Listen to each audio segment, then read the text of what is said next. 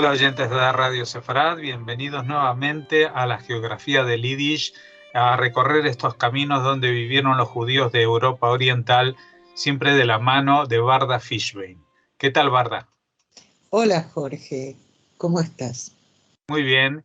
Y hoy para recorrer, como empieza a ser habitual en estas últimas entregas, una gran ciudad de la zona. Estamos hablando de Cracovia, la segunda ciudad más importante de Polonia, creo yo. eh, y, Efectivamente. y que ha sido un centro de población muy trascendental y que incluso hoy en día pues muestra con orgullo su pasado judío, ¿no? Así es, Jorge. Hay que tomar en cuenta que Cracovia era una ciudad que los nazis no querían destruir ni dañar demasiado, porque querían que fuera una ciudad de vacaciones para el ejército una vez que terminase la guerra, que confiaban en ganar. Entonces, a diferencia de Varsovia, de otras capitales europeas, Cracovia no fue muy dañada, tuvo sus daños, por supuesto. Entonces quedaron sinagogas y quedaron muchos testimonios de los muchos siglos que hubo judería importante numéricamente en la ciudad. Nosotros la llamamos Cracovia en castellano, pero en polaco es Kraków y en yiddish es Kroke. Y fue la antigua capital del voivodato de la pequeña Polonia. Es una de las ciudades más antiguas, hermosas y de mayor superficie de Polonia. Está a orillas del río Vístula y, como tú has dicho, es la segunda ciudad en población y en importancia de Polonia tras Varsovia, que es la capital. La ciudad se fundó alrededor del año 700 y aunque no hay documentos de la inicial presencia judía, ciertos indicios permiten concluir que ya en el siglo XI había judíos viviendo allí, cerca de la zona conocida como la colina de Wawel, donde hay también un castillo famoso en la ciudad. A mediados del siglo XIII sí que es posible ya hallar un registro donde se da cuenta de las actividades de un rabino llamado Yakub Suara, gran erudito y talmudista residente en Cracovia. Pero cuando en el año 1305 la ciudad pasó a ser capital del reino de Polonia, aparecen referencias documentales mucho más claras de la existencia de una comunidad judía.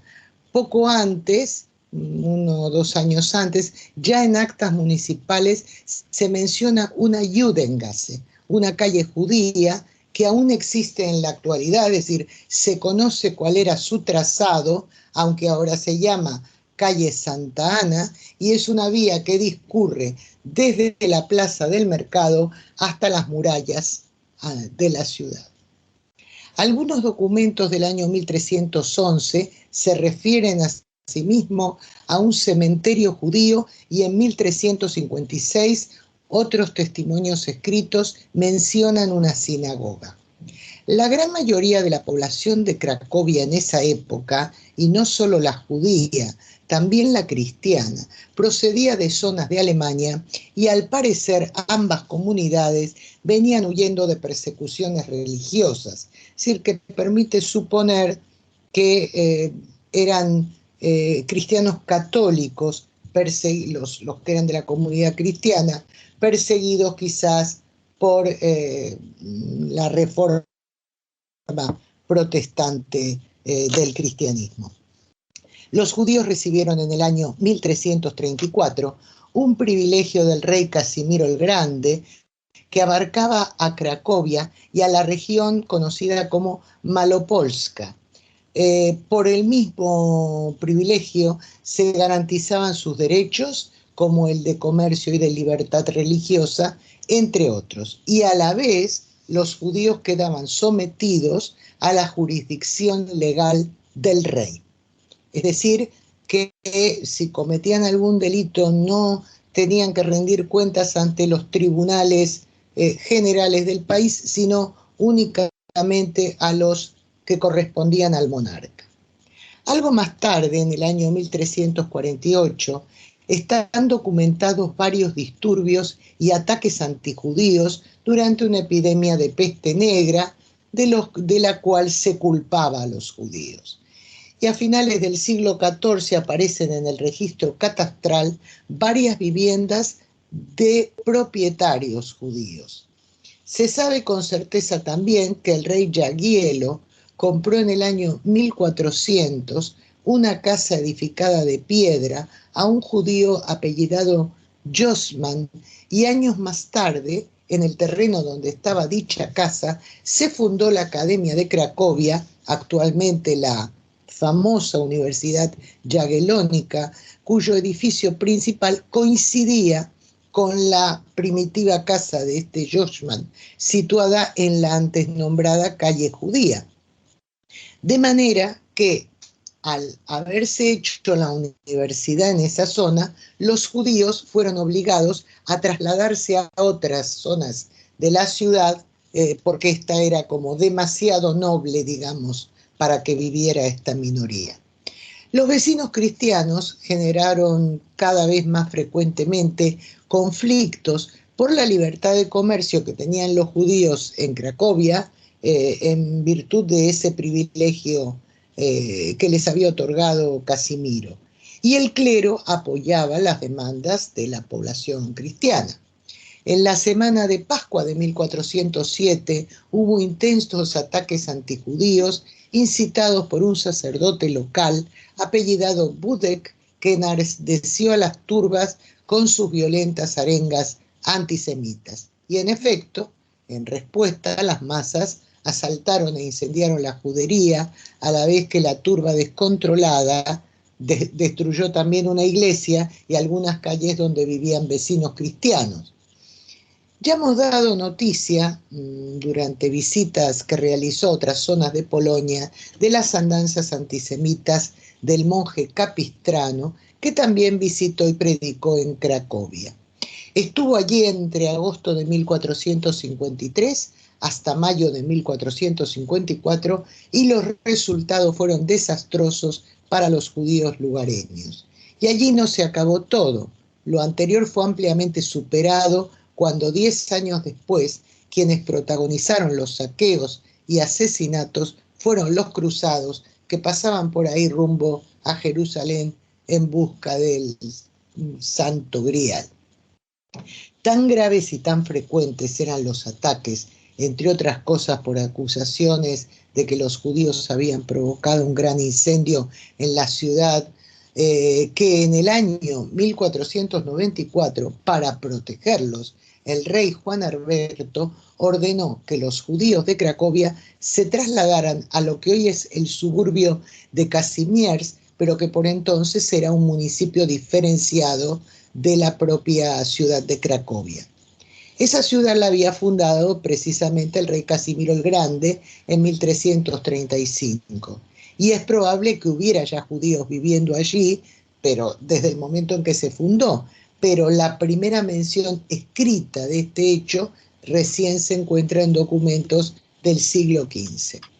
Hasta hoy, Kazimierz sigue considerándose el barrio judío histórico de la ciudad, hoy que ambos municipios están unidos. Además de los propietarios de comercios que hostigaban tradicionalmente a los judíos de Cracovia, muy activos también en los ataques eran los estudiantes universitarios, a menudo perpetradores de disturbios y ataques feroces. En algún momento sus luchas se enfocaron a exigir que las autoridades nombraran a un banquero judío que debía prestar dinero obligatoriamente a los estudiantes a cambio de objetos que ellos entregaban en prenda. Dicho benefactor, entre comillas, debía ser nombrado por el rector y tenía el título de servidor privilegiado de la universidad. De modo que aunque los estudiantes extrajeron una ventaja y en la práctica si no devolvían los préstamos no pasaba nada, también el banquero obtuvo algún beneficio para la Keilah, ya que pudo de alguna manera proteger o hacer que amainasen los ataques de los estudiantes contra la población judía. En otro orden de cosas, pero continuando con el tema de la universidad, la comunidad de Cracovia debía pagar un impuesto por la compra de libros y material de escritura para los pocos estudiantes judíos que se admitían en la universidad por el numerus clausus.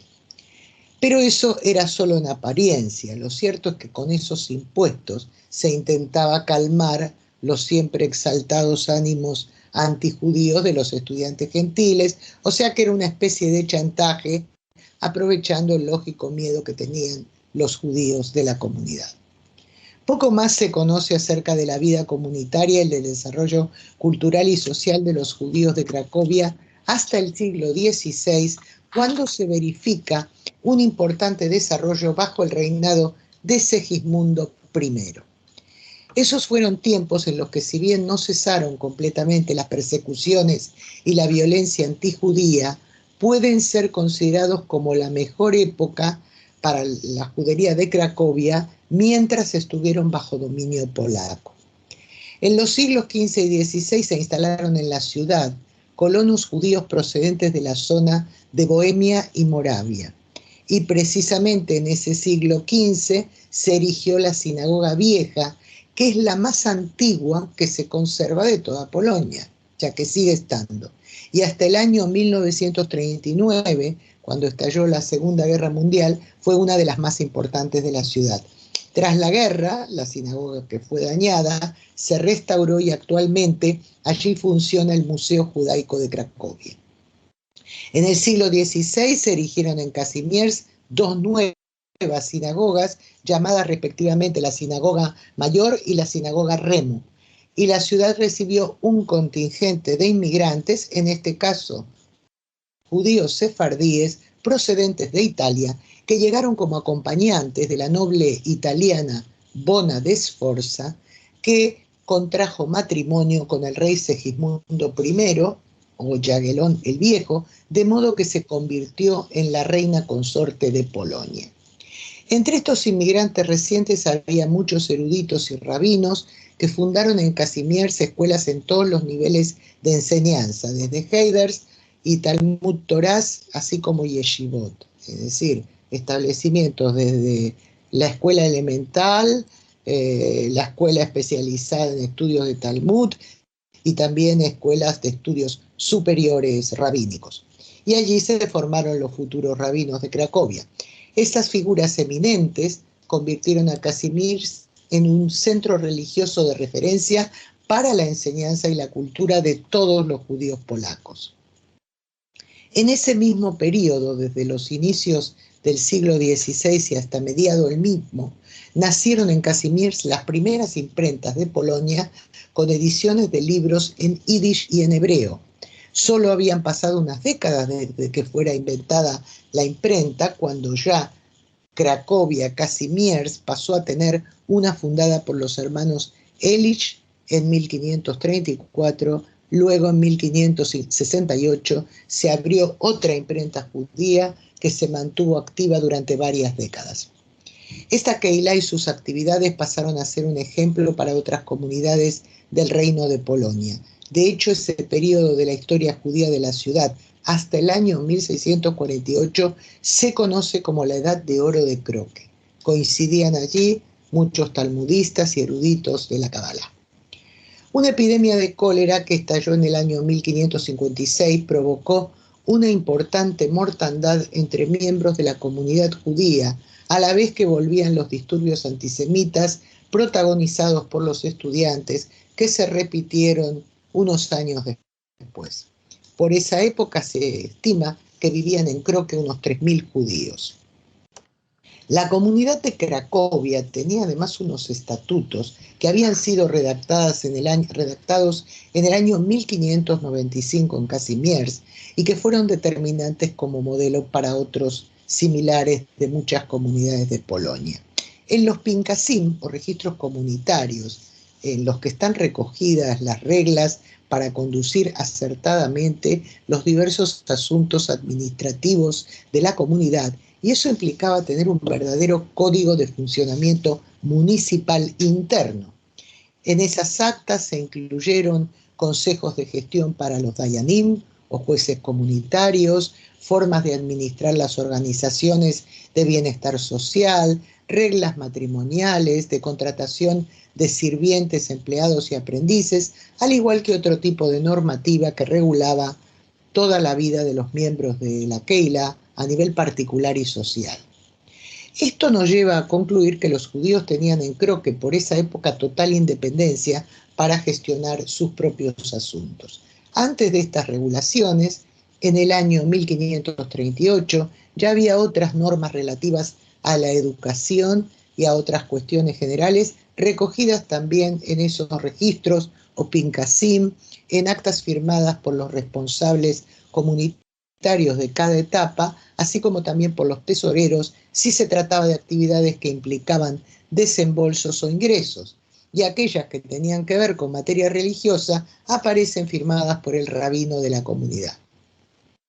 Como se ha mencionado, legalmente los judíos tenían restringida su residencia casimiers, pero podían moverse para ejercer sus oficios y profesiones en todas las zonas urbanas, incluso en las más exclusivas.